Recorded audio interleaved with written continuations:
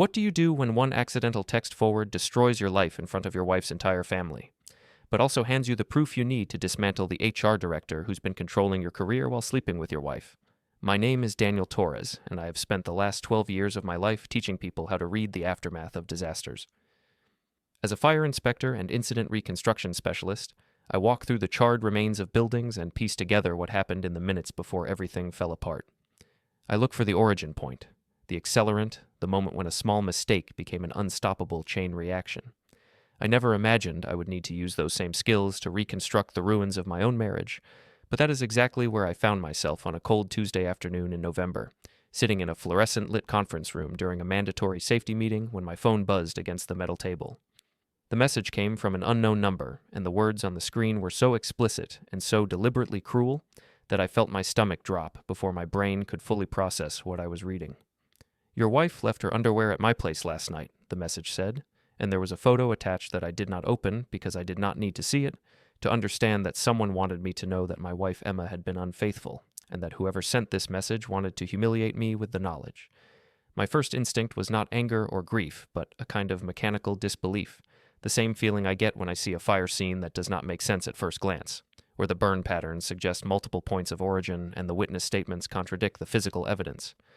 I should have taken a breath and waited until I was alone to decide what to do with the message, but instead I acted on reflex and forwarded it to the one person I thought deserved to see it immediately, which was Emma herself. Except I did not forward it to Emma. I forwarded it to the family group chat that included Emma's parents, her older brother Tom, Tom's wife Jessica, and Emma's younger sister who lives 3 states away and rarely checks her messages but happened to be online at that exact moment. I realized my mistake the instant I saw the word "delivered" appear beneath the forwarded message, and I felt a wave of cold panic wash over me as I understood that I had just detonated a bomb in the middle of my wife's family, and that there was no way to undo what I had done. The safety meeting continued around me as my coworkers reviewed the quarterly incident reports and discussed updates to the fire code, but I could not hear a single word they were saying because my phone was vibrating nonstop with incoming messages from Emma's family members, and each notification felt like another nail being driven into the coffin of my credibility. Emma's mother sent a message asking if the text was real or some kind of sick joke. Tom sent a message demanding to know who sent it and whether I had verified the source before spreading it to the entire family. Emma's sister sent a crying emoji followed by 3 question marks. Emma's father sent nothing, which somehow felt worse than all the other messages combined because his silence suggested that he was waiting to hear from Emma before deciding whether to believe me or condemn me. I tried calling Emma immediately, but her phone went straight to voicemail, and I knew from experience that she only silences her phone during important work meetings or when she is deliberately avoiding someone. I left a voicemail that I am sure sounded as frantic and guilty as I felt, explaining that I had received a message from an unknown number and that I had forwarded it by accident and that I needed her to call me back as soon as possible so we could figure out together what was happening. I knew even as I was leaving the message that it sounded like a lie, that it sounded like I was trying to cover up some vindictive act of public humiliation by pretending it was an accident, and I knew that Emma's family would interpret my panic as proof of guilt rather than proof of a mistake.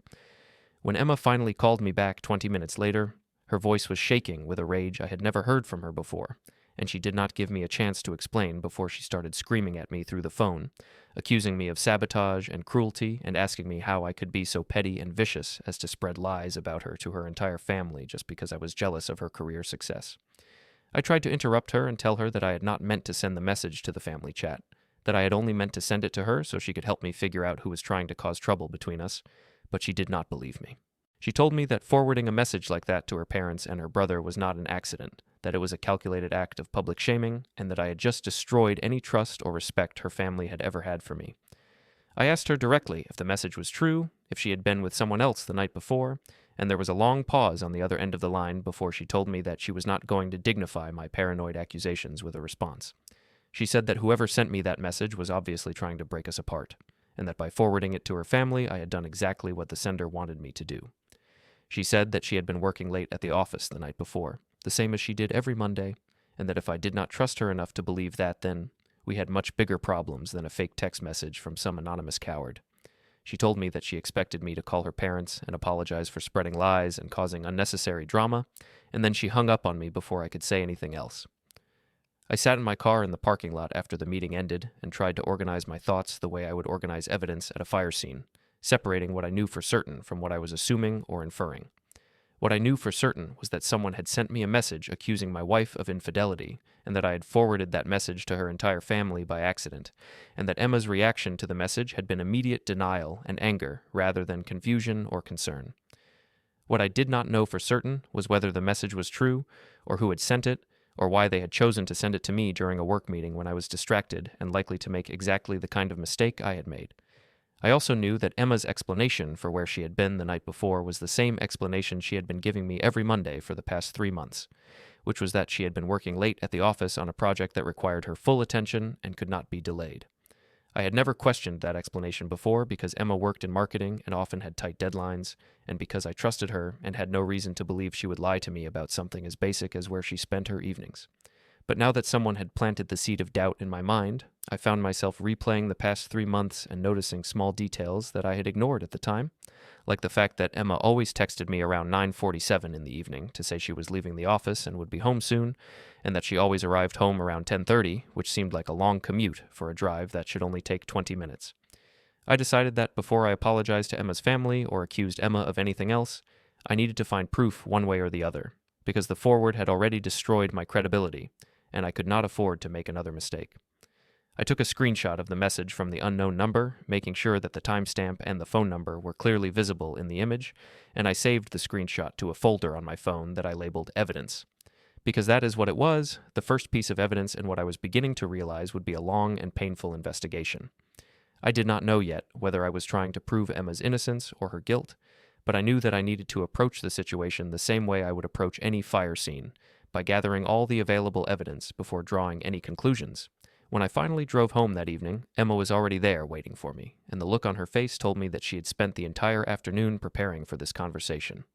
She told me that her mother had called her crying and asking whether our marriage was falling apart, and that her father had sent her a long email expressing his disappointment in both of us for airing our private problems in front of the whole family. She told me that Tom had texted her asking if she needed him to come over and mediate, and that her sister had posted a vague message on social media about betrayal and trust that Emma was sure was directed at me. She said that I had humiliated her in front of the people whose opinions mattered most to her, and that the least I could do was call each of them individually and explain that I had made a terrible mistake, and that there was no truth to the message I had forwarded. I told her that I would be happy to apologize to her family for the accidental forward, but that I could not apologize for the content of the message because I had not written it and I did not know whether it was true or false. I told her that I needed her to help me understand who might have sent it and why, and that if she was telling the truth about working late, then we should be able to prove it together by checking her work calendar or asking her coworkers to confirm that she had been at the office. Emma's expression changed when I said that, and for just a moment I saw something flicker across her face that looked like panic, but then it was gone and replaced by cold anger. She told me that she was not going to let me interrogate her like a suspect just because some anonymous person decided to send me a cruel lie, and that if I did not trust her, then maybe we needed to take some time apart to figure out whether this marriage was worth saving. I did not argue with her because I could see that arguing would only make things worse, but I also did not apologize or promise to drop the issue, because something about her reaction felt wrong to me in a way that I could not quite articulate. Her panic felt rehearsed, as if she had been expecting this conversation and had already prepared her lines, and that observation planted itself in the back of my mind like a splinter I could not ignore. I went to bed that night in the guest room because Emma told me she needed space to process what I had done, and I lay awake staring at the ceiling and thinking about burn patterns and points of origin and the way a small spark can smolder unnoticed for hours, before it finally erupts into flames that consume everything in their path. I woke up the next morning with a single thought lodged in my mind like a piece of broken glass, which was that I needed to find corroborating evidence before Emma had the chance to rewrite the narrative in a way that made me look like a paranoid husband who had sabotaged his own marriage out of baseless jealousy. I had learned from years of investigating fire scenes that the first 24 hours after an incident are crucial, because that is when the physical evidence is still fresh, and the witness statements have not yet been contaminated by rumor or misremembering, and I knew that the same principle applied to whatever had happened between Emma and the person who sent me that message. If I waited too long to gather proof, Emma would have time to delete messages and coordinate stories and create plausible explanations for every suspicious detail, and I would be left with nothing but my own doubts and the wreckage of my reputation among her family. I waited until Emma left for work that morning before I went into the home office we shared and opened the laptop that was connected to our shared cloud storage account, which we had set up years ago as a convenient way to back up photos and documents without having to think about it. Emma was meticulous about her phone and rarely let me see what she was doing on it, but she had always been careless about the cloud account because she did not think of it as something that required the same level of privacy protection, and I was counting on that carelessness to give me a window into what she had been doing during the hours she claimed to be working late at the office. I logged into the account using the password we had both agreed on when we first set it up, and I navigated to the photo album that automatically synced all the pictures taken on both of our phones. What I found there was both more and less than I had been expecting, because the most recent photos from Emma's phone had all been deleted from the main album, but the metadata that showed when and where those photos had been taken was still visible in the cloud's export function if I knew where to look for it. I spent the next hour going through the metadata records and exporting them into a spreadsheet that showed the date, time, and location data for every photo that had been taken on Emma's phone over the past 3 months, and what I saw in that spreadsheet made my stomach twist into a knot of cold certainty. On every Monday evening for the past 12 weeks, Emma's phone had taken photos at a location that was tagged as being 15 miles away from her office, and the location tag identified the spot as a gym and fitness center that I knew Emma did not have a membership at because we had a perfectly good gym in our neighborhood that she had stopped going to months ago. I cross-referenced the photo timestamps with the text messages Emma had sent me on those same Monday evenings, and I found that every single time she had texted me to say she was leaving the office and heading home, her phone had actually been at that gym across town, which meant that either Emma had been lying to me about where she was, or her phone had somehow been in 2 places at once. I knew from my work investigating arson cases that metadata could sometimes be unreliable if a phone's location services were turned off, or if someone was using a VPN to mask their location. But Emma had never been technically sophisticated enough to do either of those things, and the consistency of the pattern over 12 consecutive weeks suggested that this was not a glitch or an error, but a deliberate routine that Emma had been following every Monday without telling me where she was really going. I took screenshots of the metadata export and saved them to the same evidence folder where I had stored the message from the unknown number, and then I went back to the photo album and looked more carefully at the photos that had not been deleted, trying to find any visual clues that might tell me what Emma had been doing at that gym.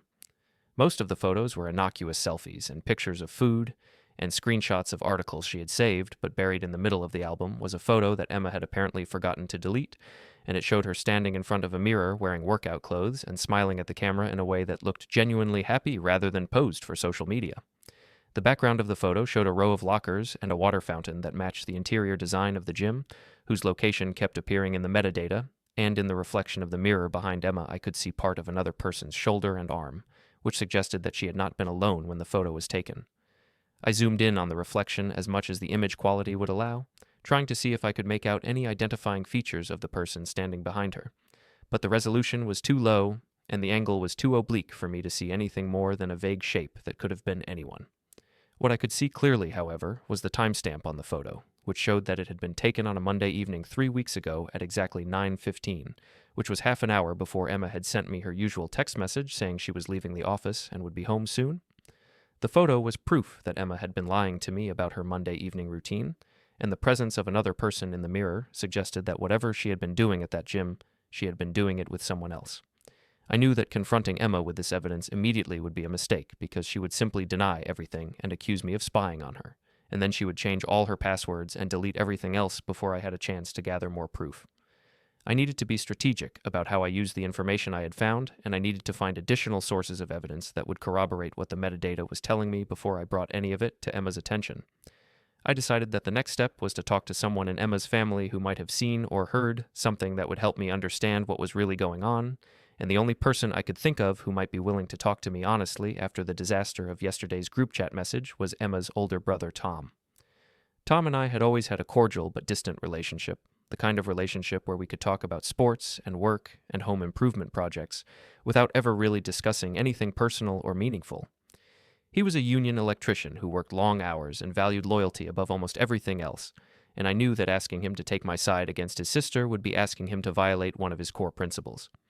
But I also knew that Tom was fundamentally honest, and that if he had seen something that contradicted Emma's version of events, he would not be able to lie about it to my face, and so I texted him and asked if he would be willing to meet me at his house after work to talk about what had happened with the group chat message. Tom's response came back half an hour later and was characteristically brief, telling me that he would be home by 6 and that I should come by then if I wanted to talk. I spent the rest of the day at work trying to focus on a commercial building inspection, but my mind kept wandering back to the metadata spreadsheet and the photo with the mystery reflection, and the growing certainty that Emma had been lying to me for months about where she spent her Monday evenings. I kept thinking about the way she had reacted when I asked her about the message, the way her panic had seemed rehearsed and scripted, as if she had been preparing for this conversation long before I had any reason to suspect that anything was wrong. When I arrived at Tom's house that evening, he was waiting for me on the front porch with 2 beers and an expression that told me he was not looking forward to this conversation any more than I was. He handed me one of the beers and gestured for me to sit down in the chair next to him. And for a long moment, neither of us said anything because we both knew that once we started talking, there would be no way to undo whatever was said. Finally, Tom broke the silence by telling me that he had spent most of the previous evening on the phone with Emma, who had been crying and telling him that I had humiliated her in front of the whole family by spreading lies about her because I was jealous of her career and could not handle the fact that she was more successful than I was. I asked Tom if he believed Emma's version of events, and he took a long drink from his beer before answering that he did not know what to believe because he had never known me to be vindictive or cruel, but he also could not imagine why Emma would lie about something like this unless there was some truth to the message I had forwarded. He told me that he had been thinking about that message all day and trying to remember if he had ever seen or heard anything that might explain where it had come from, and then he said something that made my heart start pounding in my chest. He said that about 3 months ago, he had gone to the gym near his work to renew his membership, and while he was there, he had seen Emma with a man he did not recognize, and at the time he had assumed it was just a work colleague or a friend because they had been talking and laughing in a way that did not seem inappropriate. I asked Tom if he could describe the man, and he said that he had only seen him from a distance, but that he remembered thinking the man looked like a corporate type, someone who wore expensive workout clothes and carried himself with the kind of confidence that comes from having power and status. Tom said that he had not thought much about it at the time because Emma had every right to have male friends and workout partners, but that after seeing my message yesterday he had started wondering whether the man he saw might have been more than just a friend. He said that he felt guilty for not mentioning it to me sooner, but that he had not wanted to start family drama over something that might have been completely innocent. I asked Tom if he remembered what day of the week it had been when he saw Emma at the gym, and he thought about it for a moment before saying that it had been a Monday evening because that was the only night of the week when he could get to the gym before it closed. I felt a cold wave of confirmation wash over me because Tom's casual observation perfectly matched the pattern I had found in the metadata, and it meant that Emma had been lying not just to me but potentially to her entire family about what she was doing on Monday evenings. I showed Tom the spreadsheet I had created from the cloud metadata, and I watched his expression change from skepticism to concern as he realized that the pattern I had discovered aligned exactly with what he had witnessed 3 months ago. Tom asked me what I was planning to do with this information, and I told him that I needed to find out who the man was before I confronted Emma again, because without knowing his identity, I would be making accusations based on circumstantial evidence that Emma could easily dismiss as coincidence. Tom was quiet for a long moment, and then he said something that surprised me, which was that he would write down a statement describing what he had seen at the gym and the date when he had seen it. Because if Emma was lying to me, then she was also making him look like a fool for defending her to the rest of the family. He went inside and came back with a piece of notebook paper on which he had written a single paragraph describing his memory of seeing Emma with an unknown man at the gym on a Monday evening, approximately 3 months ago, and he signed and dated the statement before handing it to me. I folded the paper carefully and put it in my wallet, knowing that this was the first piece of evidence that came from a neutral witness rather than from my own investigation, and that it would carry more weight than anything I could discover on my own. I drove home from Tom's house with his handwritten statement folded in my wallet, and a growing sense that I was no longer simply investigating whether Emma had been unfaithful, but rather trying to understand the full scope of a deception that had been carefully constructed and maintained over months. Tom's willingness to document what he had seen felt like a turning point because it meant that I was no longer the only person who suspected that Emma's Monday evening routine was not what she claimed it to be, and it also meant that if Emma tried to gaslight me or accuse me of paranoid jealousy, I would have corroboration from someone in her own family who had no reason to lie or take sides. The problem was that Tom's statement, while valuable, was still incomplete because he had only seen Emma with an unidentified man at a gym, and that observation alone was not proof of infidelity, so much as proof of dishonesty about her whereabouts. What I needed next was to identify the man Tom had seen with Emma, and the most logical place to start was with the gym itself, since the metadata from Emma's phone had pinpointed the exact location where she had been spending her Monday evenings. I knew from my work as a fire inspector that most commercial gyms kept detailed records of member check-ins for insurance and liability purposes, and that those records were often accessible to primary account holders who needed to verify their membership usage or resolve billing disputes. I also knew that Emma and I had briefly discussed joining that particular gym chain several years ago when we first moved to the area, and that we had signed up for a trial membership using my credit card as the primary payment method before ultimately deciding to join a different gym closer to our house. If that old trial membership was still on file under my name, I might be able to request access to the check-in logs for my account and see if there were any patterns that corresponded with the times Emma had been at that location. The next morning, after Emma had left for work, I drove to the gym and walked up to the front desk where a young woman in athletic wear was typing something into a computer and barely looked up when I approached. I explained that I had been a trial member several years ago and that I was considering rejoining, but that I wanted to verify whether my old membership account was still in the system and whether there had been any activity on it recently. The woman asked for my name and date of birth, and after a few moments of typing, she told me that yes, my account was still in the system, but that it had been inactive since the trial period ended, and that there had been no charges or check-ins associated with it in the past 3 years. I felt a brief moment of disappointment, because I had been hoping that Emma might have somehow reactivated my old membership to cover her tracks, but then I realized that if Emma had joined the gym on her own, she would have created a separate membership under her own name, and that asking to see those records would be a violation of privacy that the front desk employee would never agree to. I changed my approach and told the woman that I was trying to verify whether my wife had a membership at this location because we were consolidating our finances and I wanted to make sure we were not paying for duplicate gym memberships at different locations. The woman's expression became more guarded, and she told me that she could not provide information about another member's account without that member's explicit permission, even if the person asking was a spouse. I nodded as if I understood and accepted this policy, and then I asked a different question, which was whether the gym kept records of which members checked in at the same times on a regular basis, because I was concerned that my wife might be working out alone late at night when the gym was less crowded and therefore less safe. The woman looked at me with an expression that suggested she thought this was a strange question, but she told me that the gym did track check-in times for security purposes and that if I was the primary account holder, I could request to see my own check-in history, but that she could not show me anyone else's history without their permission. I realized that I was not going to get the information I needed by asking for it directly, so I thanked the woman for her time and told her that I would come back later with my wife so we could review the membership options together. As I was turning to leave, I glanced at the computer screen on the front desk and saw that it was displaying a membership database with several names visible in a list format, and I noticed that the screen was angled in such a way that anyone standing at the counter could read it if they paid attention. I made a mental note of this fact and filed it away as potentially useful information for a future visit, and then I walked out to the parking lot and sat in my car, trying to decide what my next move should be. I knew that I could not simply walk back into the gym and demand to see Emma's membership records, because that would raise red flags and might result in the staff alerting Emma that her husband had been asking questions about her. What I needed was a more indirect approach that would allow me to confirm whether Emma had a membership at this gym without tipping her off that I was investigating her Monday evening routine. I decided that the best course of action would be to call the gym's customer service line and pretend to be verifying billing information, using the credit card that Emma and I shared for household expenses as the basis for my inquiry. If Emma had used that shared credit card to pay for a gym membership, then I would have a legitimate reason to ask about the charges, and the customer service representative might be more willing to provide information over the phone than the front desk employee had been in person. I called the gym's customer service number and waited through several minutes of automated menu options before finally reaching a live person who asked how they could help me. I explained that I had noticed a recurring charge on my credit card statement from their gym chain and that I wanted to verify what the charge was for and which location it was associated with, since my wife and I had memberships at different gyms and I was trying to sort out which charges belonged to which membership. The customer service representative asked for my credit card number and the name on the account, and after a brief hold, she came back and told me that there was indeed an active membership associated with that credit card, and that it was for a single-person membership at the location I had just visited, and that the membership had been active for approximately 3 months. She told me that the membership was registered under my wife's name, and that the monthly charges had been automatically billed to the shared credit card on the 15th of each month.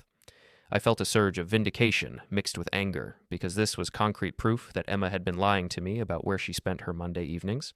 and that she had been using our shared credit card to pay for a gym membership that she had never mentioned to me. I asked the customer service representative if the system tracked how often the membership had been used, and she told me that she could see a summary of check-in activity, but that she could not provide specific dates and times without the member's permission. I told her that I was the one paying for the membership and that I had a right to know whether the money was being well spent, and after a brief pause, she told me that according to the system, the membership had been used consistently every Monday evening between the hours of 8 and 10, with occasional check-ins on other days of the week as well. This information aligned perfectly with the metadata I had extracted from the cloud storage account and with Tom's observation of seeing Emma at the gym on a Monday evening 3 months ago, and it meant that I now had 3 independent sources of evidence all pointing to the same conclusion, which was that Emma had been spending her Monday evenings at a gym across town rather than working late at the office as she had been telling me. The question that remained unanswered was whether she had been going to the gym alone or with someone else, and if she had been with someone else, who that person was and what kind of relationship they had. I thanked the customer service representative for her help and ended the call, and then I sat in my car staring at my phone and trying to decide whether I had enough evidence to confront Emma or whether I needed to gather more information first. I decided that before confronting Emma, I needed to find out who the man was that Tom had seen her with at the gym, because without that piece of information, Emma could simply claim that she had been working out alone and that Tom had misidentified her or confused her with someone else. I also realized that if Emma had been going to the gym every Monday evening for 3 months, then there was a good chance that the gym staff had seen her with the same person multiple times, and might be able to provide a description, or even a name if I asked the right questions in the right way. I decided to go back to the gym later that same day, but this time I would go during the evening hours when Emma would normally be there, so that I could observe the check-in process and see if I recognized anyone who might be the man Tom had described. I spent the rest of the afternoon at work reviewing inspection reports and trying to maintain some semblance of normalcy, but my mind kept returning to the evidence I had gathered and the growing certainty that Emma had been conducting some kind of secret relationship that she had gone to great lengths to hide from me.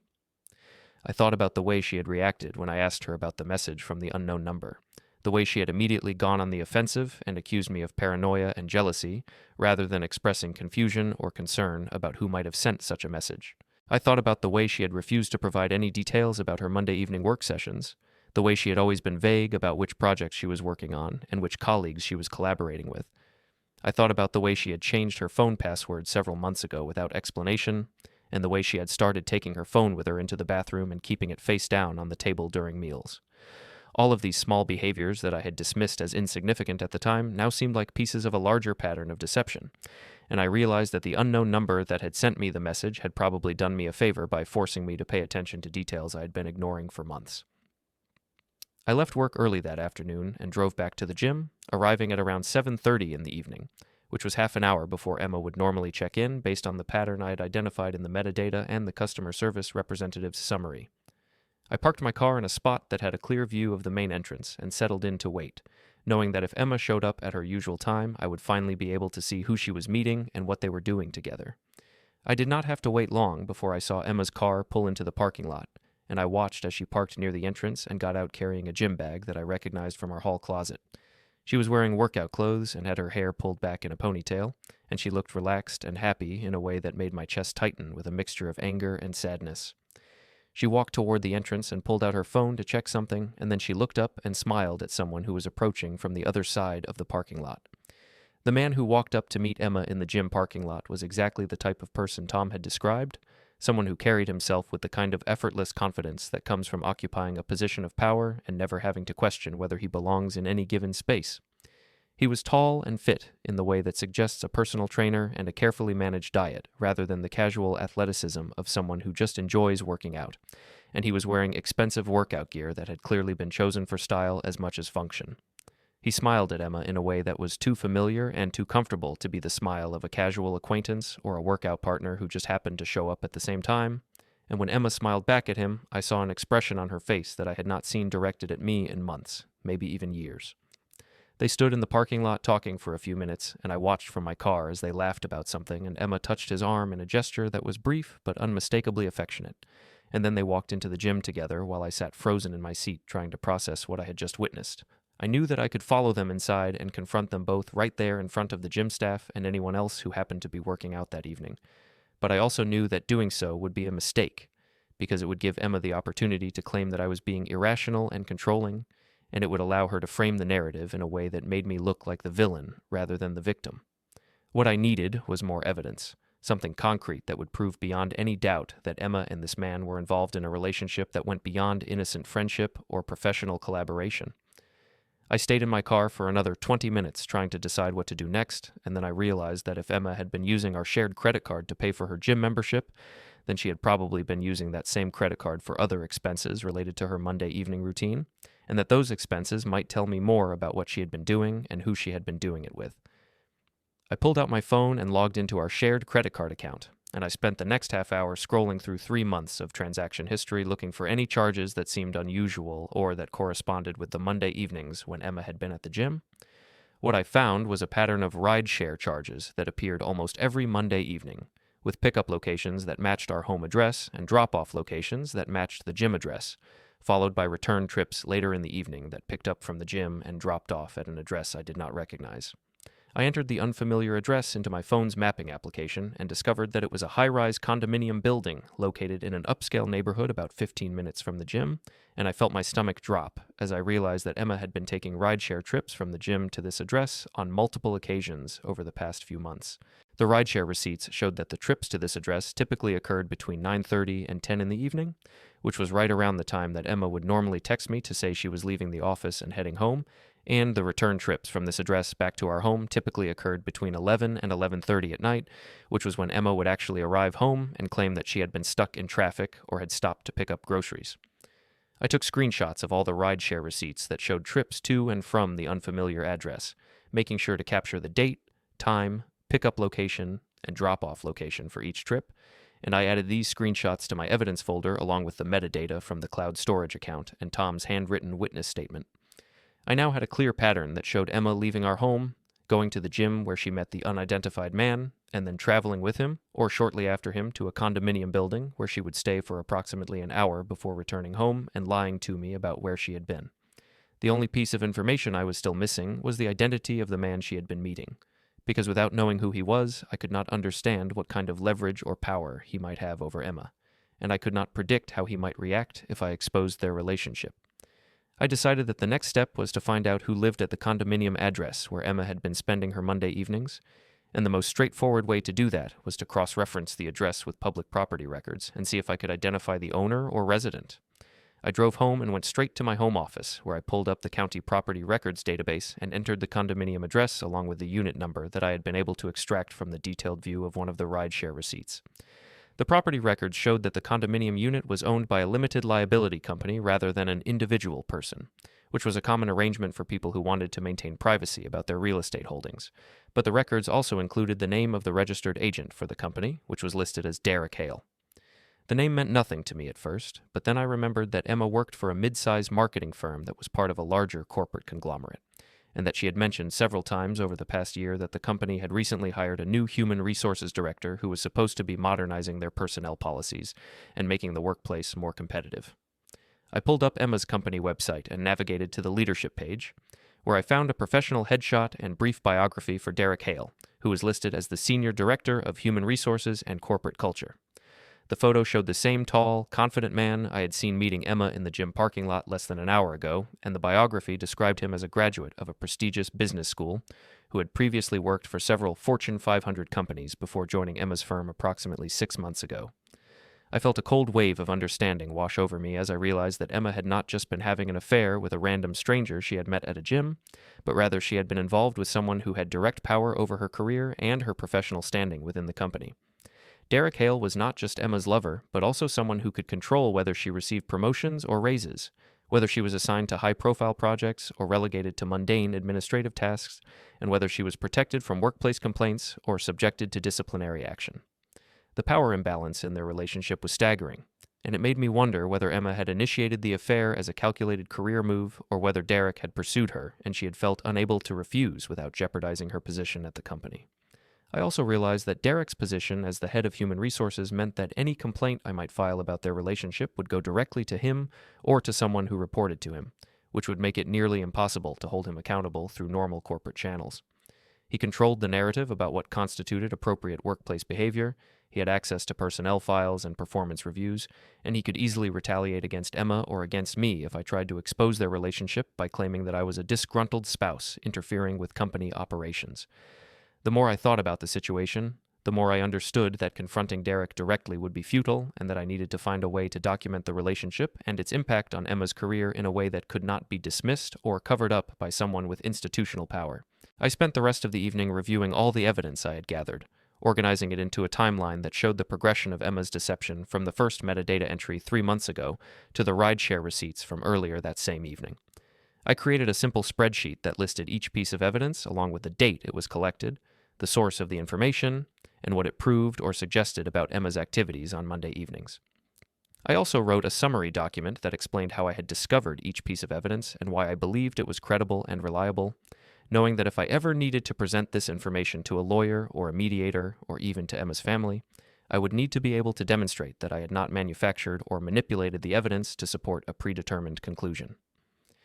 When Emma came home that night at around 11:15, she walked into the house with the same casual demeanor she always had on Monday evenings, and she greeted me with a tired smile and a comment about how exhausting her day at work had been. She told me that she had stayed late to finish a presentation for a client meeting the next morning, and that the whole team had been stressed about getting everything ready on time. She asked me how my day had been, and I gave her a vague answer about routine inspections and paperwork, and then I watched as she went upstairs to take a shower and get ready for bed, acting as though everything was perfectly normal and there was nothing unusual about her Monday evening routine.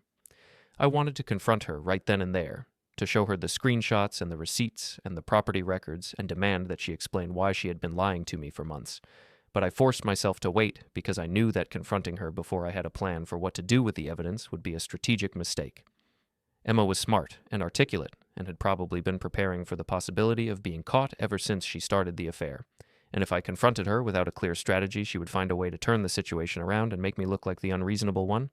I needed to think carefully about what I wanted to achieve by exposing her relationship with Derek, whether I wanted to try to save our marriage or end it, and what kind of leverage I could use to ensure that whatever outcome I chose would be on my terms rather than on hers.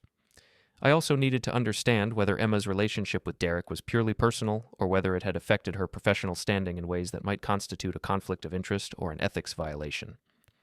I remembered that Emma had received a promotion about 2 months ago, shortly after her Monday evening gym routine had become established, and I wondered whether that promotion had been based on her actual performance or whether it had been influenced by her relationship with the person who controlled hiring and promotion decisions.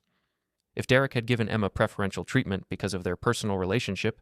then that would be a violation of corporate policy and potentially grounds for disciplinary action against both of them, and it would give me leverage to demand that the company investigate the relationship and take appropriate action. The next morning, after Emma had left for work, I called the main phone number for her company and asked to be transferred to the corporate compliance office, which was the department responsible for investigating ethics violations and ensuring that company policies were being followed.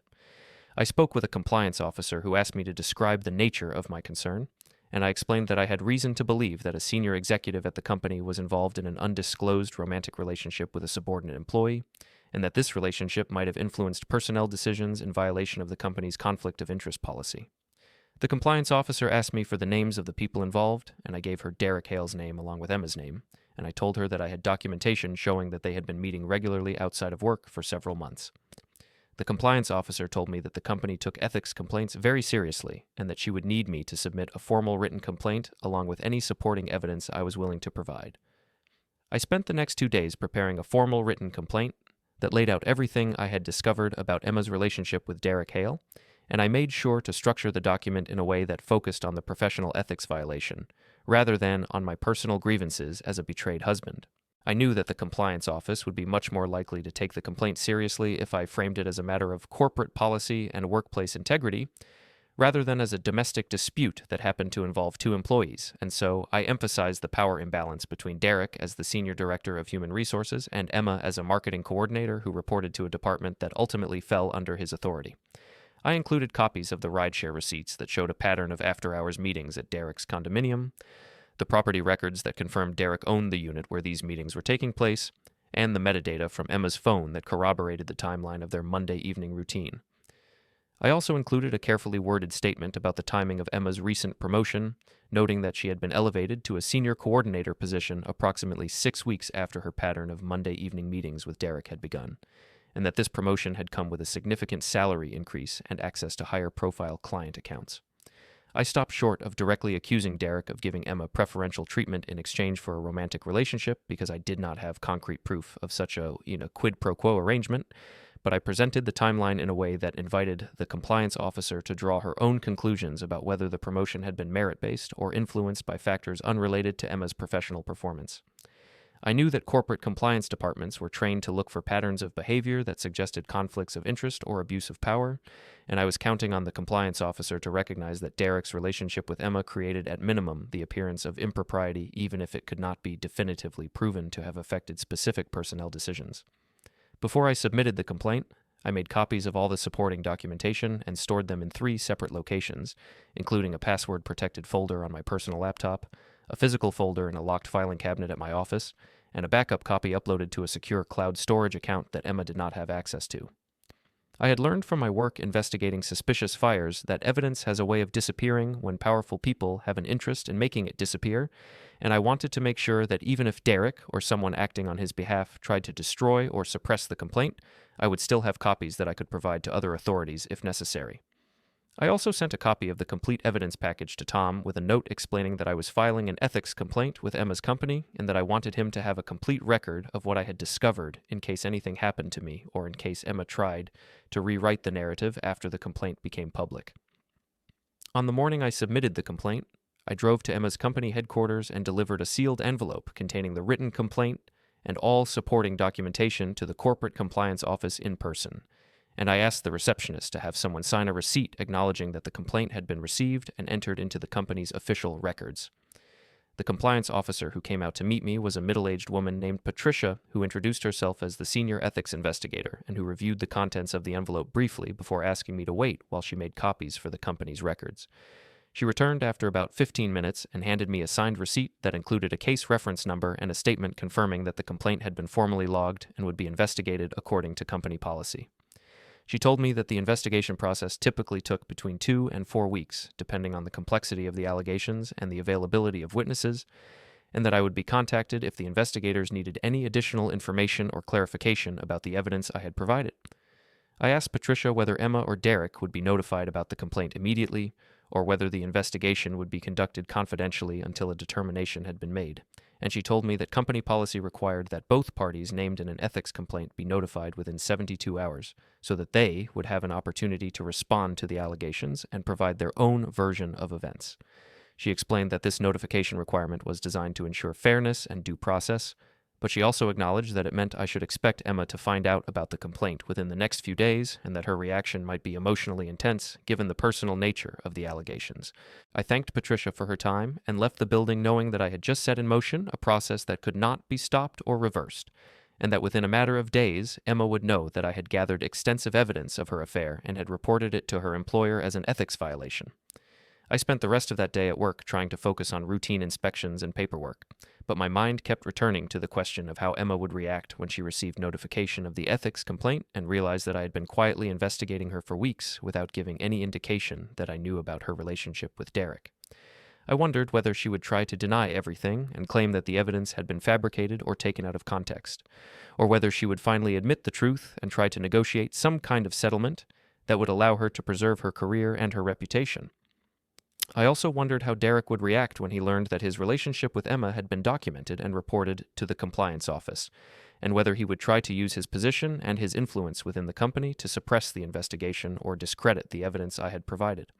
The answer to that question came sooner than I expected, because on the afternoon of the second day after I had filed the complaint, I received a phone call from an unknown number that turned out to be from a lawyer representing Derek Hale. The lawyer introduced himself as Martin Kelsey and explained that he had been retained by Derek to respond to what he called baseless and defamatory allegations that had been made against his client by a disgruntled spouse who was attempting to interfere with his client's professional reputation. Martin told me in a tone that was both polite and threatening that Derek categorically denied having any inappropriate relationship with Emma Torres, and that any suggestion to the contrary was a malicious fabrication designed to damage Derek's standing within the company and to create grounds for a favorable divorce settlement. He said that if I persisted in making false accusations against Derek, his client would have no choice but to pursue legal action for defamation and intentional infliction of emotional distress, and that such a lawsuit would result in significant financial damages as well as a public airing of my own behavior and motivations. I listened to Martin's entire speech without interrupting, and when he finished, I told him in a calm and measured tone that everything I had submitted to the corporate compliance office was factual and supported by documentary evidence, and that I welcomed the opportunity to present that evidence in a court of law if Derek chose to file a defamation lawsuit. I also told Martin that I had copies of all the evidence stored in multiple secure locations, and that any attempt to intimidate me into withdrawing the complaint would only strengthen my resolve to see the investigation through to its conclusion. Martin was quiet for a moment after I said this, and then he told me that he would relay my response to his client, and that I should expect to hear from him again once Derek had decided how to proceed. The call ended abruptly after that, and I sat in my car feeling a mixture of anxiety and satisfaction, because I knew that Derek's decision to hire a lawyer and make threats meant that he was taking the complaint seriously and was worried about what the investigation might uncover. That same evening, Emma came home from work nearly 2 hours earlier than usual, and I could see from the expression on her face that she had been notified about the ethics complaint and was barely containing her rage. She walked into the house and threw her bag on the floor with more force than necessary, and then she turned to me and demanded to know what I thought I was doing by filing a complaint with her company that accused her of having an affair with her boss. I told her that I had simply reported what I had discovered through my own research and that the compliance office would conduct an independent investigation to determine whether there was any truth to the allegations. Emma's voice rose to a shout as she told me that I had just destroyed her career and her reputation by spreading lies to her employer, and that even if the investigation ultimately cleared her of any wrongdoing, the mere existence of the complaint would follow her for the rest of her professional life and would poison her relationships with her colleagues and supervisors. I asked Emma whether she was denying that she had been meeting with Derek Hale on Monday evenings for the past 3 months, and she hesitated for just a fraction of a second before saying that yes, she had been meeting with Derek to work on various human resources initiatives that required coordination between the marketing department and the HR department, and that there was nothing inappropriate or improper about those meetings. I asked her why she had told me she was working late at the office on those Monday evenings, rather than telling me she was meeting with Derek, and she said that she had not thought it was important to provide that level of detail about her work schedule, and that she resented my implication that she needed my permission to have professional meetings with her colleagues. I asked her why those professional meetings required her to travel to Derek's personal condominium rather than taking place at the office or at a restaurant or coffee shop like normal business meetings, and Emma's face flushed red as she told me that Derek lived closer to the gym than to the office, and that it had been more convenient to meet at his place after their workouts. I pulled out my phone and showed Emma the screenshots of the rideshare receipts that documented her trips from the gym to Derek's condominium and back to our home late at night, and I asked her to explain why professional meetings about human resources initiatives required her to spend more than an hour at Derek's residence on multiple occasions over a 3-month period. Emma stared at the screenshots for a long moment, and I could see her mind working as she tried to come up with an explanation that would account for the pattern of behavior without admitting to the affair. Finally, she told me that yes, she had been going to Derek's condominium after their gym sessions, but only because Derek had an extensive professional library and access to industry research databases that were not available at the office, and that they had been working together on a comprehensive analysis of the company's employee retention strategies that required access to those resources. I asked Emma why she had never mentioned this comprehensive analysis to me during any of our conversations over the past 3 months, and why she had never brought home any of the research materials or draft reports that would presumably have resulted from spending dozens of hours working on such an important project. Emma told me that the project was confidential and that Derek had insisted on maintaining strict information security protocols to prevent competitors from learning about the company's strategic plans, and that all work product from their meetings remained on Derek's secure computer system and was never taken out of his condominium. I told Emma that her explanation was implausible and that no reasonable person would believe that a mid-level marketing coordinator needed to spend multiple hours per week at the private residence of a senior executive working on confidential human resources projects that had nothing to do with her actual job responsibilities. Emma's expression shifted from defensive anger to something that looked almost like panic, and she told me that even if I did not believe her explanation, filing an ethics complaint with her company had been a vindictive and cruel thing to do. Emma's panic lasted only a moment before it hardened into cold calculation, and she told me that by filing the ethics complaint I had not only jeopardized her career, but had also violated her privacy and her trust in a way that she could never forgive. She said that regardless of what the investigation concluded, our marriage was effectively over because she could not remain with someone who would betray her to her employer based on circumstantial evidence and paranoid assumptions about her relationship with a colleague. I told her that the evidence was not circumstantial and that I had given her multiple opportunities to tell me the truth about where she had been spending her Monday evenings, and that if she had been honest with me from the beginning, we might have been able to work through whatever problems existed in our marriage without involving her employer or destroying what little trust remained between us. Emma responded by telling me that she wanted me to move out of the house immediately and that she was going to file for legal separation while we sorted out whether our marriage could be salvaged or whether we should proceed directly to divorce. I told her that I had no intention of moving out of a house that I had contributed to purchasing and maintaining, and that if she wanted a separation, then she was welcome to find her own place to stay while we figured out the next steps. Emma's face turned even redder, and she told me that she had already spoken to a divorce attorney who had advised her that she had strong grounds to seek a restraining order based on what the attorney called my controlling and invasive behavior, and that if I refused to leave voluntarily, she would have no choice but to pursue that option through the courts. I told Emma that I would be happy to explain to any judge who would listen exactly what kind of invasive behavior I had engaged in, which consisted entirely of reviewing records for accounts that I had legal access to, and submitting a good faith ethics complaint to her employer based on documented evidence of policy violations. The argument continued for another 20 minutes with neither of us willing to back down or acknowledge the other's perspective, and eventually Emma grabbed her bag and stormed out of the house, saying that she was going to stay with a friend until I came to my senses and agreed to move out.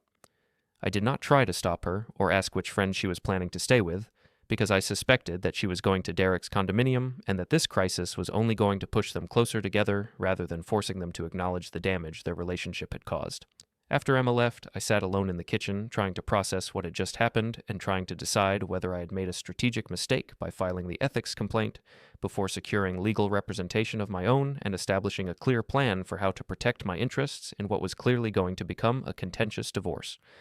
I realized that I needed to find a divorce attorney immediately, someone who specialized in cases involving marital infidelity and who could advise me on how to use the evidence I had gathered to secure a favorable settlement, or at least to prevent Emma from using false allegations of controlling behavior to gain an advantage in custody or property division proceedings. I spent the next morning calling several family law firms and explaining my situation to intake coordinators, and eventually I scheduled a consultation with an attorney named Richard Moss, who had extensive experience handling high-conflict divorces and who came highly recommended by several online reviews. The consultation was scheduled for later that same week, which gave me a few days to organize all of my evidence into a presentation that would allow Richard to quickly understand the timeline of events and the strength of the case I could make against Emma. During those few days while I waited for the consultation appointment, I received another unexpected phone call, this time from Patricia at the corporate compliance office, who told me that the investigation into my ethics complaint had progressed more quickly than anticipated, and that the investigators had already interviewed both Emma and Derek, as well as several other employees who might have relevant information. Patricia told me that she could not discuss the specific details of what the investigation had uncovered because that information was confidential, but she wanted me to know that the company was taking the allegations very seriously and that there would likely be some kind of formal resolution within the next week or two. She also told me that during the course of the investigation, several other employees had come forward with their own concerns about Derek's management style and his relationships with female employees, and that these additional complaints were being reviewed as part of a broader assessment of whether Derek's continued employment was consistent with the company's values and policies. This news was both encouraging and disturbing because it suggested that Derek's relationship with Emma was not an isolated incident, but rather part of a pattern of behavior that involved other women at the company, and I found myself wondering whether Emma knew about these other relationships and had chosen to ignore them, or whether Derek had successfully hidden his pattern from her, the same way he had hidden it from the company's leadership until my complaint forced them to look more closely at his conduct. I asked Patricia whether the investigation had uncovered any evidence that Derek had given Emma preferential treatment in terms of promotions or assignments, and Patricia paused before telling me that she could not comment on specific findings, but that the investigators were examining all personnel decisions that Derek had been involved in over the past year to determine whether any of those decisions might have been influenced by improper considerations. I thanked Patricia for the update and ended the call feeling a sense of grim satisfaction because it was becoming clear that my decision to file the ethics complaint was going to have consequences that extended far beyond my personal desire to expose Emma's infidelity, and that Derek's career and reputation were likely to suffer significant damage regardless of how the investigation ultimately concluded. I also realized that Emma was probably receiving similar updates from the compliance office and was beginning to understand that her relationship with Derek had put her in a professionally untenable position, because even if she had not solicited or received any explicit preferential treatment, the mere fact that she had been involved with someone who had authority over personnel decisions in her division would create the appearance of a conflict of interest that could damage her credibility with colleagues and clients. 2 days later, I received a text message from Emma asking if we could meet to discuss our situation without lawyers present, and suggesting that we try to find some way to resolve things amicably rather than turning our divorce into an expensive and protracted legal battle. I was immediately suspicious of this overture because it represented a complete reversal from her earlier insistence that I move out of the house and her threats to seek a restraining order, and I suspected that something had happened in the past 48 hours that had changed her calculation about how to handle the separation. I agreed to meet with Emma at a neutral location, and we decided on a coffee shop that was roughly halfway between our house and the friend's place where Emma claimed to be staying, and I made sure to arrive 15 minutes early so that I could observe Emma's demeanor when she arrived and get a sense of what she was hoping to accomplish with this meeting. When Emma walked into the coffee shop, she looked exhausted and defeated in a way that I had never seen before, and when she sat down across from me, she did not make eye contact for several seconds, as though she was trying to gather the courage to say whatever she had come to say. Finally, she looked up at me and told me that she had received some very disturbing news from the corporate compliance office, which was that the investigation into Derek had expanded to include allegations from 3 other female employees who claimed that Derek had made inappropriate advances toward them or had created a hostile work environment through comments and behaviors that crossed professional boundaries. Emma said that she had been completely unaware of these other allegations and that learning about them had forced her to reevaluate her entire relationship with Derek and to question whether he had been manipulating her in ways that she had not recognized at the time. I asked Emma whether she was now admitting that she had been having an affair with Derek, and she hesitated before nodding and saying yes, she had been involved with him romantically for approximately 3 months, but that she had genuinely believed that their relationship was based on mutual attraction and shared professional interests rather than on Derek's pattern of pursuing subordinate employees. She said that when she first started meeting with Derek at the gym, it had felt natural and exciting, and that she had been flattered by the attention of someone who was successful and charismatic and who seemed to genuinely care about her career development. She said that Derek had told her that he saw tremendous potential in her and that he wanted to help her advance within the company, and that over time their professional mentorship had evolved into something more personal and intimate. Emma told me that she had never intended to hurt me or to destroy our marriage, but that she had been feeling increasingly dissatisfied with our relationship for reasons that she could not fully articulate, and that Derek had seemed to offer a kind of validation and excitement that had been missing from our life together. She said that she knew her explanation sounded weak and self-serving, but that she wanted me to understand that her affair with Derek had not been a calculated decision to trade sexual favors for career advancement, but rather a gradual drift into a relationship that she had convinced herself was separate from her professional life, even though objectively she should have recognized that the two were inextricably connected. I listened to Emma's explanation without interrupting because I wanted to hear her full version of events before deciding how to respond, and when she finished speaking, I sat quietly for a moment, trying to organize my thoughts. I told Emma that I appreciated her willingness to finally tell me the truth about her relationship with Derek, but that I could not accept her characterization of the affair as an innocent mistake or a momentary lapse in judgment, when she had systematically lied to me about her whereabouts for 3 months and had used our shared financial resources to facilitate her meetings with Derek without ever disclosing what she was doing. I told her that the metadata and the rideshare receipts and the property records showed a pattern of deliberate deception that required planning and effort, and that I found it impossible to believe that someone as intelligent and capable as Emma could have engaged in that level of deception without understanding exactly what she was doing and what the consequences would be if she was discovered. Emma's eyes filled with tears, and she told me that she understood why I felt betrayed and angry,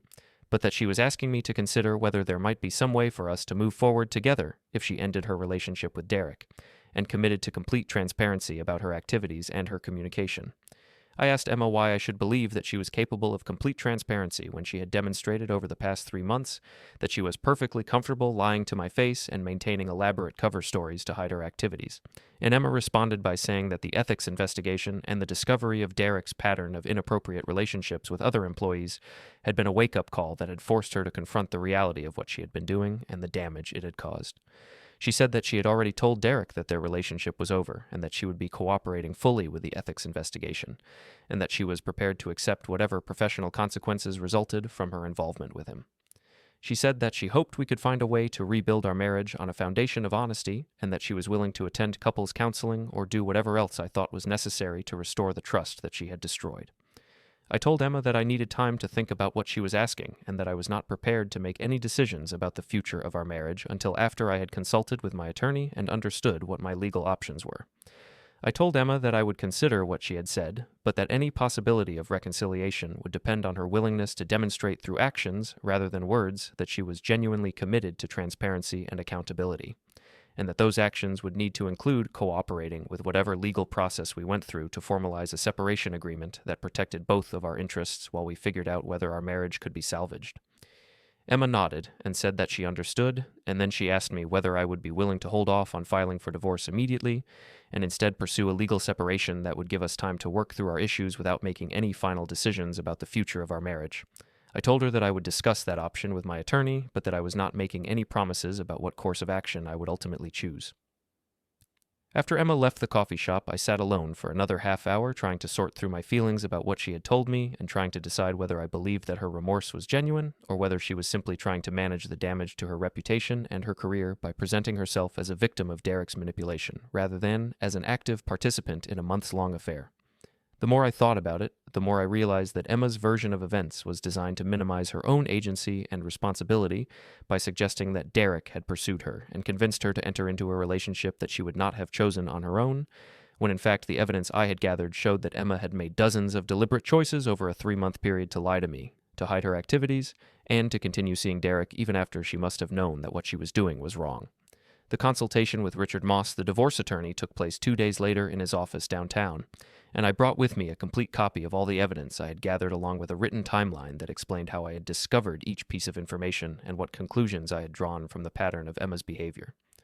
Richard spent nearly an hour reviewing the materials while I sat across from him in silence,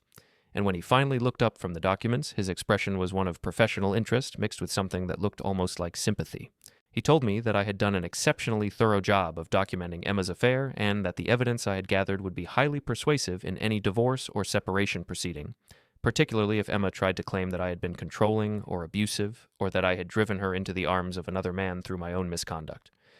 Richard explained that in our state, marital infidelity was not technically a factor in determining property division or spousal support because the law treated marriage as a no-fault contract that could be dissolved without assigning blame to either party.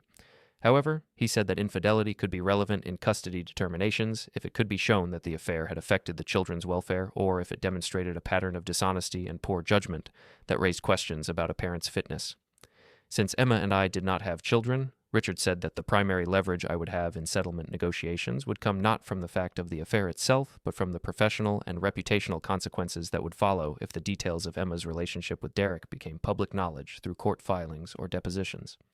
Richard told me that based on his review of the evidence, he believed that Emma was in a very weak negotiating position because the ethics investigation at her company was likely to result in either her termination or Derek's termination or possibly both,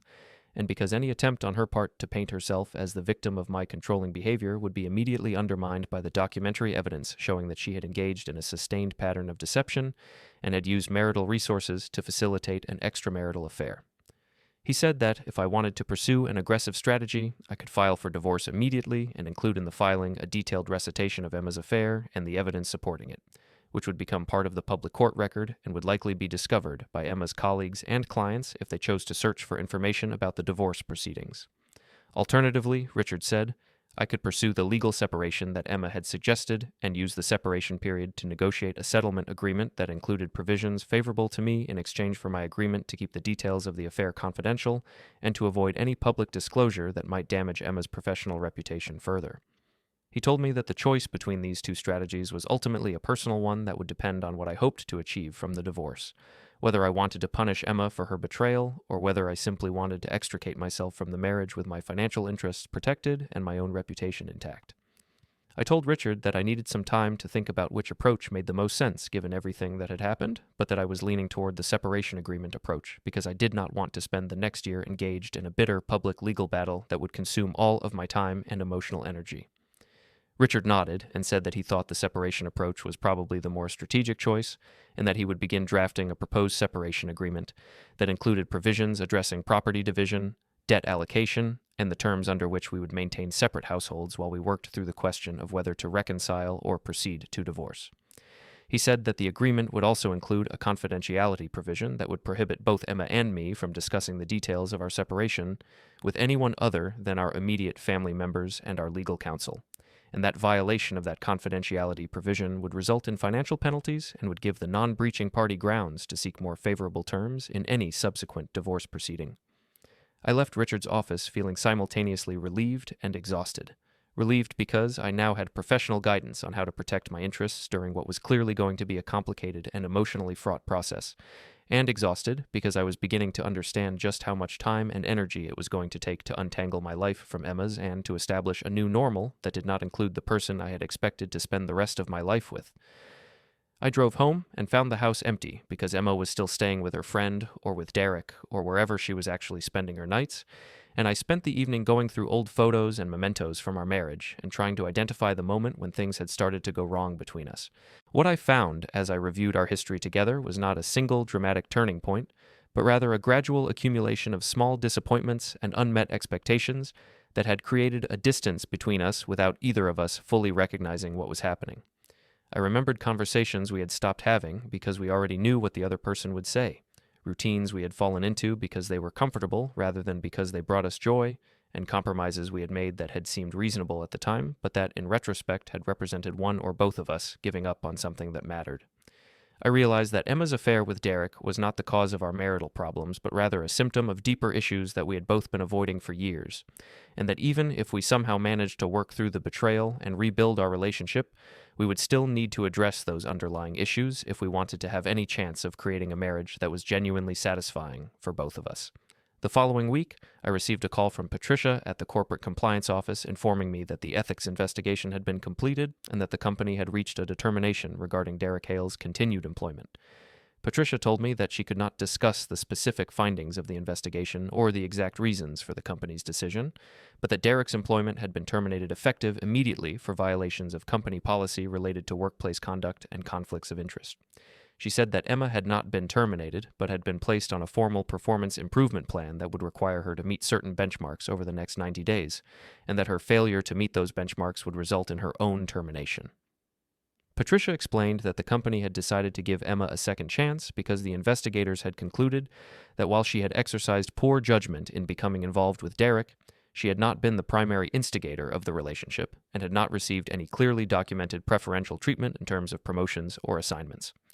I thanked Patricia for the update and told her that I appreciated the company's thorough investigation of my complaint, and after I ended the call, I sat for a long time thinking about what Derek's termination meant for Emma and for our marriage. I knew that Emma would be devastated by the news because she had built her entire professional identity around her work at that company, and because being placed on a performance improvement plan was essentially a public declaration that her judgment and her integrity had been called into question by her employers. I also knew that Derek's termination would likely end whatever remained of his relationship with Emma, because men like Derek did not stay involved with women who represented liabilities to their reputation and their future career prospects, and Emma would quickly discover that the validation and excitement that Derek had offered her had been contingent on his position and his power, rather than on any genuine emotional connection. That evening, Emma called me and asked if she could come to the house to talk, and when she arrived an hour later, she looked even more exhausted and defeated than she had at the coffee shop the previous week. She told me that she had received notification that morning about Derek's termination and her own placement on a performance improvement plan, and that she was struggling to process the reality that she had destroyed her relationship with me and jeopardized her career for a man who had turned out to be exactly the kind of manipulative predator that she should have recognized from the beginning.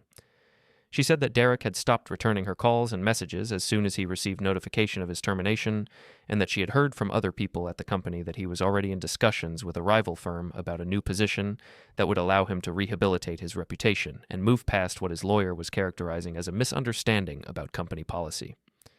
Emma told me that she had spent the past week thinking about everything that had happened and trying to understand how she had allowed herself to make such catastrophically bad decisions, and that she had come to the conclusion that she had been using her relationship with Derek as a way to avoid confronting her own unhappiness about aspects of her life that had nothing to do with me or with our marriage. She said that she had been feeling professionally stagnant and personally unfulfilled for reasons that she had not been able to articulate even to herself, and that Derek's attention had felt like proof that she was still attractive and desirable and capable of inspiring passion in someone, which was something she had not felt in our marriage for a long time. She said that she was not trying to excuse her behavior or to shift blame away from herself, but that she wanted me to understand that her affair had not been about me or about any specific failures on my part, but rather about her own insecurities and her own inability to communicate what she needed from our relationship. I listened to Emma's explanation, and I told her that I appreciated her willingness to engage in that level of self-reflection, but that understanding why she had made the choices she made did not change the fact that she had made them. I told Emma that understanding the psychological reasons behind her affair might help her avoid making the same mistakes in future relationships, but that it did not repair the damage she had done to our marriage or restore the trust that she had systematically destroyed over the course of 3 months of deliberate lies and careful deception. I explained to her that trust was not something that could be rebuilt through a single conversation or even through months of therapy and good behavior, but rather something that had to be earned back through consistent demonstration over a long period of time that the person who had broken that trust was now capable of being honest, even when honesty was difficult or inconvenient. I told her that I was not yet convinced that she possessed that capability, and that her pattern of behavior over the past week suggested that she was more interested in managing the consequences of her affair than in genuinely grappling with the character flaws that had allowed her to engage in that affair in the first place. Emma asked me what I meant by that, and I explained that, from my perspective, she had only become remorseful and interested in reconciliation after Derek had been terminated and had abandoned her, and after she had learned that the ethics investigation had uncovered other victims of Derek's predatory behavior, which had forced her to confront the possibility that she had not been special or chosen, but rather just another target in a pattern that Derek had repeated with multiple women. I told her that if Derek had not been fired and had not cut off contact with her, I suspected that she would still be trying to maintain her relationship with him while also trying to preserve her marriage to me as a form of insurance in case things did not work out with Derek. Emma's face flushed red when I said this, and she started to protest that I was being unfair, and that I was attributing motives to her that did not reflect her actual feelings or intentions, but then she stopped mid-sentence, and her expression changed to something that looked like recognition or perhaps shame. She told me quietly that she thought I might be right about her motivations, and that she had been so focused on managing her own emotional turmoil and professional crisis that she had not fully considered how her behavior over the past week must have looked from my perspective. She said that she had been telling herself that she was reaching out to me because she genuinely wanted to repair our marriage, but that if she was being completely honest with herself, she had to acknowledge that at least part of her motivation had been fear of losing both Derek and me and ending up alone with a damaged reputation and an uncertain career future. She said that this realization made her feel deeply ashamed because it confirmed that she had not yet done the difficult work of becoming the kind of person who could be trusted to prioritize honesty and integrity over self-interest and self-preservation. I told Emma that I appreciated her honesty in that moment, and that her willingness to acknowledge the less flattering aspects of her motivations was actually more persuasive to me than any of her earlier protestations about how sorry she was and how much she wanted to make things right. I explained that one of the things I had learned from my work investigating fires was that people's first instinct after a disaster is usually to construct a narrative that minimizes their own responsibility and emphasizes factors that were outside their control, and that it often takes significant time and pressure before they are willing to look honestly at the choices they made that contributed to the outcome. I told Emma that I thought she was finally beginning to reach that point of honest self-examination, but that I was not yet ready to make any decisions about whether I wanted to stay married to her or whether I thought our relationship could be salvaged. I also told Emma that I had been doing some self-examination of my own over the past few weeks, and that I had come to realize that I had contributed to the problems in our marriage through my own patterns of avoidance and emotional distance. I explained that I had been so focused on my work and on maintaining what I thought was a stable and comfortable life that I had stopped paying attention to the ways in which Emma and I had been drifting apart, and that I had failed to notice or respond to signs that she was unhappy or unfulfilled in our relationship.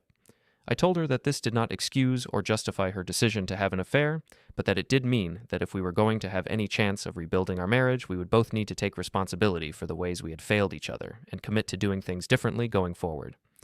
Emma asked me what I thought doing things differently would look like in practical terms, and I told her that I was still figuring that out, but that at minimum it would require us to establish completely new patterns of communication and transparency that would allow us to address problems before they grew into crises. I said that it would also require us to attend couples counseling with a therapist who specialized in helping couples recover from infidelity, and that we would need to be willing to have difficult conversations about topics we had previously avoided because they were uncomfortable or because we were afraid of conflict. I told Emma that I was willing to consider pursuing that kind of intensive repair work if she was genuinely committed to it, but that I needed to see evidence of that commitment before I would agree to put the separation proceedings on hold and attempt reconciliation. Emma told me that she was committed to doing whatever was necessary to save our marriage, and that she would start looking for therapists immediately and would make herself available for whatever schedule of sessions the therapist recommended.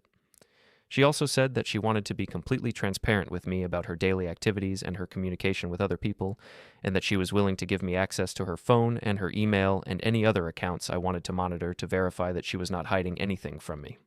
I told Emma that while I appreciated the gesture, I was not interested in becoming the kind of husband who monitored his wife's electronic communications, because that kind of surveillance was corrosive to any possibility of genuine trust and would turn our marriage into a prison for both of us.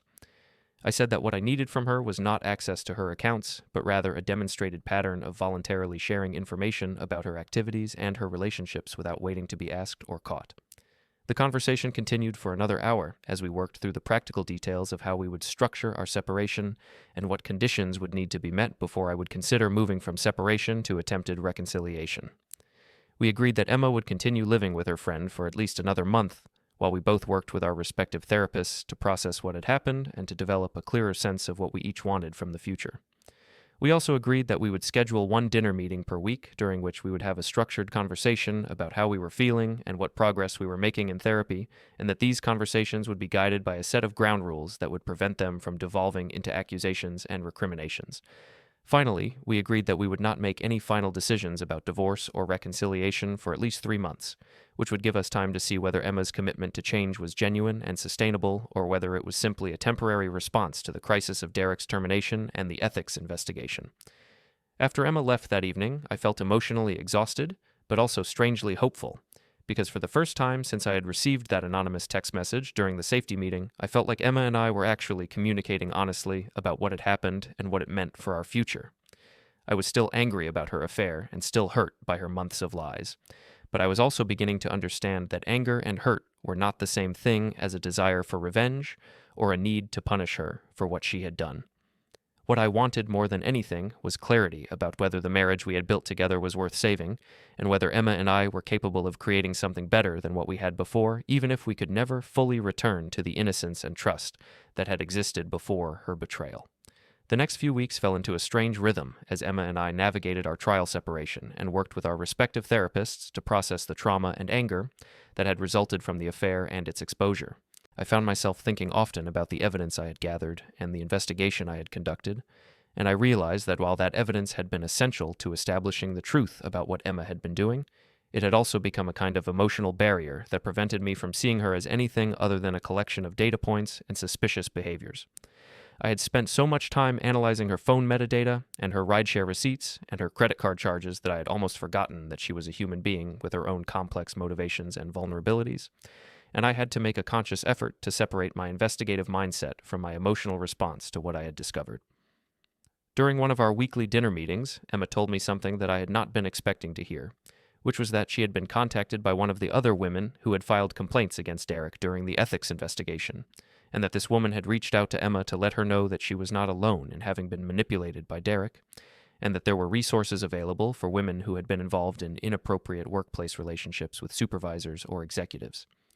Emma said that talking to this other woman had been both painful and illuminating because it had helped her understand that Derek's attention and validation had not been the unique and special connection she had convinced herself it was, but rather a calculated strategy that he had used with multiple women to maintain a network of relationships that served his ego and his sense of power. She said that learning about the other women had been humbling and had forced her to confront the narcissism of believing that she had been different or special in Derek's eyes, when in fact she had simply been available and vulnerable at a moment when Derek was looking for his next target. I asked Emma how she felt about being characterized as vulnerable, and she told me that at first she had resisted that description because she did not like the idea of seeing herself as a victim of Derek's manipulation rather than as an active agent who had made her own choices, but she said that after thinking about it more carefully, she had come to understand that vulnerability and agency were not mutually exclusive, and that she could acknowledge that Derek had exploited her insecurities about her career and her attractiveness, while still taking responsibility for the fact that she had chosen to respond to his manipulation by lying to me and betraying our marriage vows. She said that understanding this distinction had been important for her own healing process, because it allowed her to feel compassion for herself without excusing the harm she had caused to me and to our relationship. I told Emma that I thought her analysis was perceptive and mature, and that it represented a level of self-awareness that I had not seen from her during our earlier conversations about the affair. I also told her that I had been doing my own work in therapy to understand why I had responded to the discovery of her affair by launching an investigation rather than by confronting her directly and demanding answers. I told Emma that my therapist had helped me recognize that my investigative response to discovering her affair had been a way of maintaining emotional control and avoiding the vulnerability that would have come with confronting her directly about my suspicions and my hurt. I explained that, by gathering evidence and building a case against her, I had been able to tell myself that I was being rational and methodical rather than acknowledging the depth of my emotional pain and my fear of losing the marriage that had been the center of my adult life for more than a decade.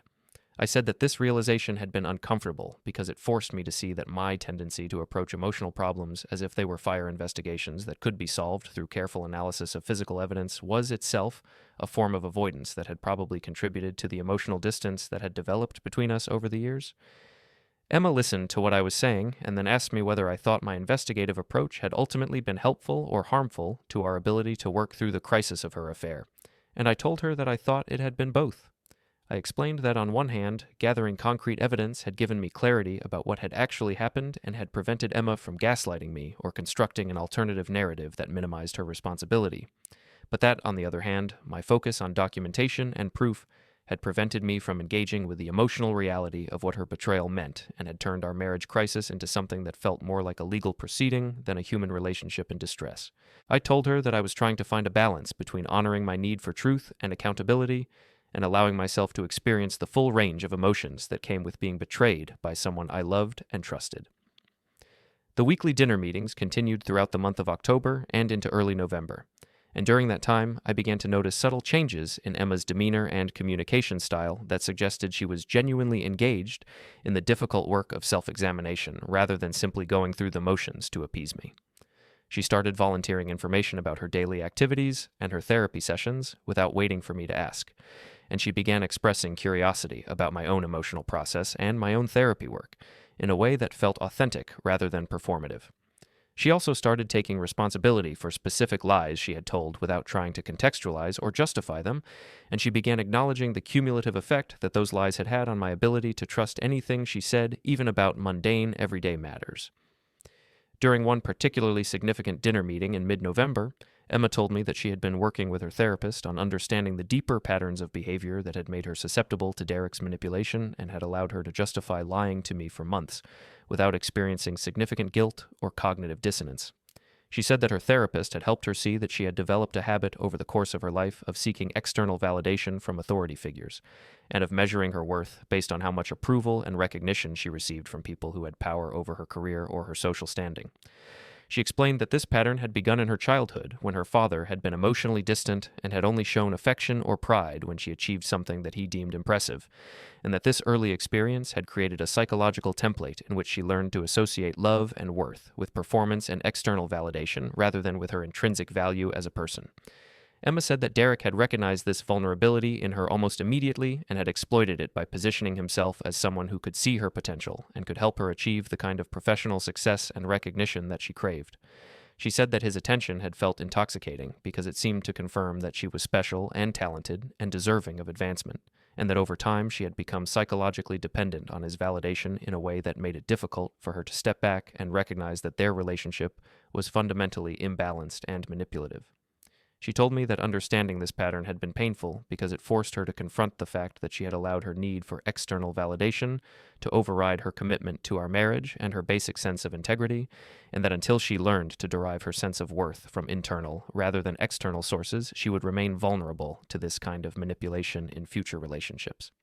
I asked Emma whether her therapist had helped her develop strategies for building that internal sense of worth, and she told me that they were working on a combination of cognitive behavioral techniques and deeper psychodynamic exploration of her relationship with her father and her early experiences of conditional love and approval. She said that one of the most helpful exercises her therapist had given her was to keep a daily journal in which she identified moments when she had made choices based on what she thought other people wanted from her, rather than on what she genuinely wanted for herself,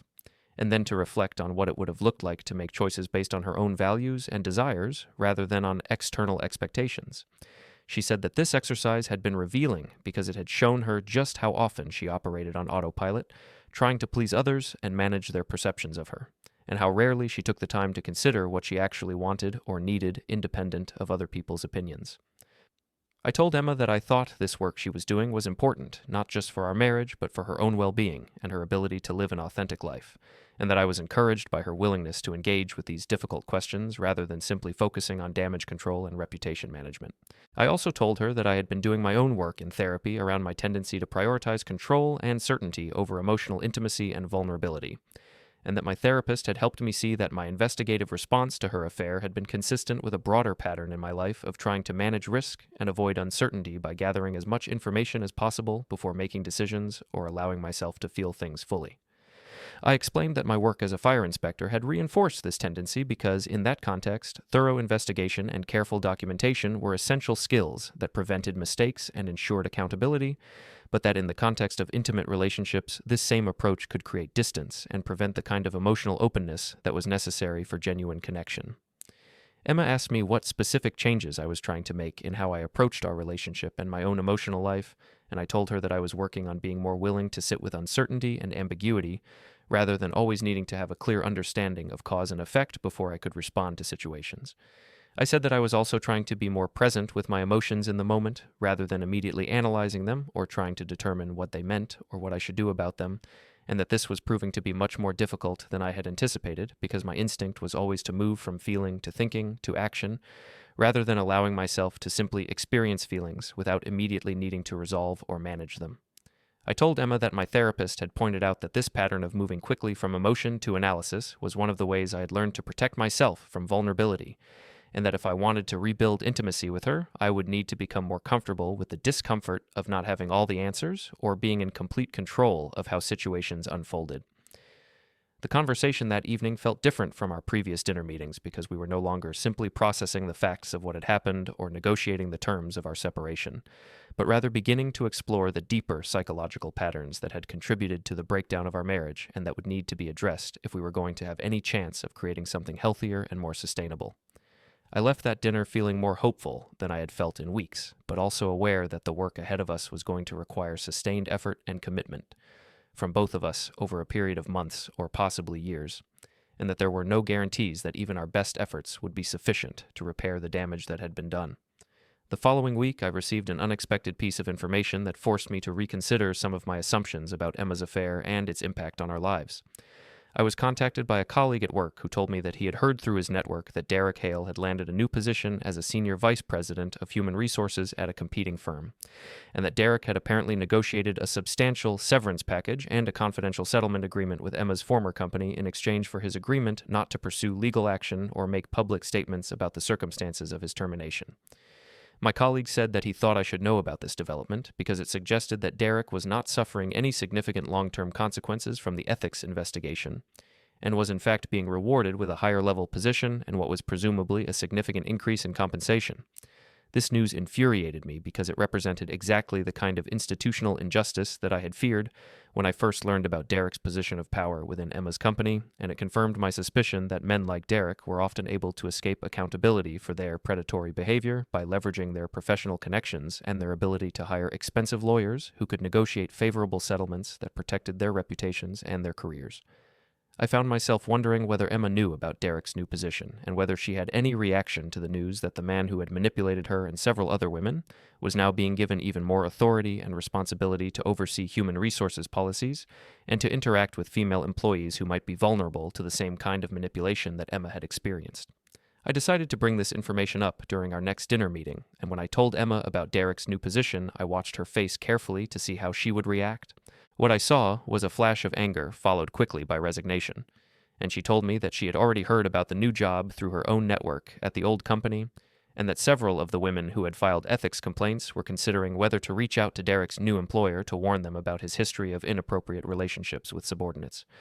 She said that she had been conflicted about whether to participate in that effort because on one hand she felt a responsibility to prevent other women from being victimized by Derek in the same way that she and others had been, but on the other hand, she was afraid that going public with her story would further damage her own professional reputation and would make it even harder for her to find new employment if she ended up leaving her current company. I told Emma that I understood her dilemma, but that I thought she had a moral obligation to at least provide information to Derek's new employer if they conducted a background check or reached out to previous employers for references, and that remaining silent in order to protect her own interests would make her complicit in whatever harm Derek might inflict on women at his new company. Emma bristled at this characterization and told me that it was unfair of me to suggest that she had any responsibility for Derek's future behavior, or that her decision about whether to come forward should be judged through a moral framework that did not take into account the very real professional and personal risks she would face if she made herself a public target. The argument that followed was one of the most intense conversations Emma and I had during our entire separation, because it forced us to confront fundamental differences in how we thought about responsibility and accountability, and the obligations we had to other people beyond our immediate self-interest. I told Emma that I understood she was afraid of the consequences of coming forward about Derek's behavior, but that her fear did not absolve her of the responsibility to prevent other women from experiencing what she had experienced, and that if she chose to remain silent, she would have to live with the knowledge that she had prioritized her own comfort over the safety and well-being of women she would never meet, but whose lives might be significantly harmed by Derek's continued pattern of manipulation and abuse of power. Emma responded by saying that it was easy for me to make moral pronouncements about what she should do when I was not the one who would have to face the professional consequences of becoming known as someone who filed complaints against powerful men,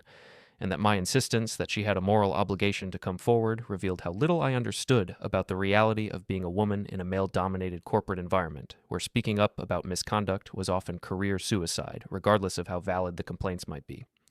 I recognize that Emma had a point about the gendered dynamics of workplace accountability and the ways in which women who reported misconduct were often punished more severely than the men who had committed the misconduct in the first place. But I also felt strongly that allowing Derek to move from company to company without any accountability for his pattern of behavior was a form of enabling that would ultimately harm more women than it protected.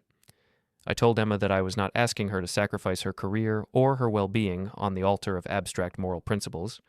but rather that I hoped she would at least consider working with the other women who had filed complaints to develop a strategy for holding Derek accountable that would minimize the risks to any individual woman by presenting a united front of multiple complainants, whose stories corroborated each other and made it harder for Derek or his defenders to dismiss the allegations as isolated incidents or personal grudges.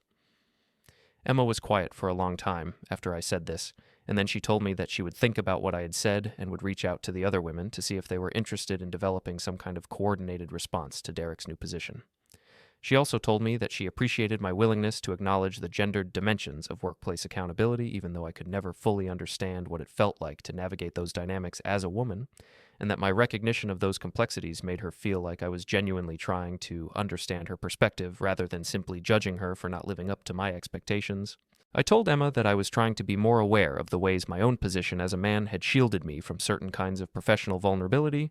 and had allowed me to take for granted certain protections and assumptions about fairness and meritocracy that women in similar positions could not rely on, and that my anger about Derek's ability to escape consequences was at least partly a reflection of my frustration with a system that seemed designed to protect powerful men at the expense of the women they victimized. The conversation shifted after that to a discussion of whether Emma and I were ready to move from separation to attempted reconciliation, and Emma told me that she felt like we had both made significant progress in therapy and in our ability to communicate honestly about difficult subjects, but that she was worried that my anger about Derek and her affair would prevent me from ever truly forgiving her or trusting her again. I told Emma that I could not promise her that I would be able to fully forgive or fully trust in the way that those words were conventionally understood, but that I was committed to continuing the work of rebuilding our relationship one conversation and one honest interaction at a time, and that I believed it was possible for us to create a new kind of marriage that was built on a more realistic and honest foundation than the one we had before, even if that new marriage could never recapture the innocence and ease of our early years together. Emma asked me what I thought the timeline should be for moving back in together and attempting to resume our normal life as a married couple, and I told her that I did not think we were ready for that step yet, because there were still too many unresolved issues and too much residual anger and hurt that needed to be processed before we could share a household again without constantly triggering each other's fears and defenses. I suggested that we continue our weekly dinner meetings for at least another 2 months, and that we also consider scheduling some joint therapy sessions with a couples counselor who could help us navigate the specific challenges of recovering from infidelity and rebuilding trust after a major betrayal. Emma agreed that this seemed like a reasonable approach, and she told me that she was willing to be patient and to continue working on herself and on our relationship for as long as it took to reach a point where we both felt confident that we could create something worth preserving. As November turned into December and the holiday season approached, Emma and I found ourselves facing the question of how to handle family gatherings and social obligations now that our separation was no longer a secret and our families were all aware that our marriage was in crisis. Emma's mother had been calling both of us regularly, trying to mediate between us and encouraging us to reconcile for the sake of family unity, and my own parents had expressed concern about whether Emma and I were making the right decision by trying to work things out, rather than simply ending a marriage that had been so badly damaged by her affair. I found these conversations exhausting because they required me to explain over and over again that the decision about whether to reconcile or divorce was complicated and deeply personal, and could not be reduced to simple formulas about forgiveness and second chances or about self-respect and consequences for betrayal. Emma and I decided that we would attend Thanksgiving dinners separately with our respective families rather than trying to present a united front that would give people false hope about the status of our relationship. And we agreed that we would each be honest with our families about the fact that we were in therapy and working on our issues, but that the outcome was still uncertain. This decision turned out to be more difficult to execute than we had anticipated because both of our families had strong opinions about what we should do, and were not shy about sharing those opinions, and I found myself in the uncomfortable position of having to defend Emma's character and her commitment to change, even as I was still processing my own anger and hurt about her affair. The Thanksgiving dinner at Emma's parents' house was particularly challenging because Tom pulled me aside before the meal and told me that he had been hearing rumors through his network that Derek had landed a high-level position at a new company and was apparently suffering no lasting consequences from the ethics investigation that had led to his termination. Tom said that this news had made him angry on my behalf and had made him question whether filing the ethics complaint had been worth the damage it had done to Emma's career and to our marriage, given that Derek seemed to have emerged from the situation largely unscathed, while Emma was still dealing with the fallout of being placed on a performance improvement plan and having her judgment and integrity questioned by her colleagues and supervisors. I told Tom that I understood his frustration and that I shared his anger about the injustice of Derek's ability to move on to a better position, while the women he had manipulated continued to suffer professional consequences, but that I did not regret filing the ethics complaint because it had been the right thing to do, regardless of how inadequate the institutional response had turned out to be. I also told Tom that Emma's career difficulties were not primarily the result of my decision to file the complaint, but rather the natural consequence of her own decision to become involved with someone who had authority over her professional advancement, and that while I felt sympathy for the position she now found herself in, I could not take responsibility for problems that she had created through her own choices.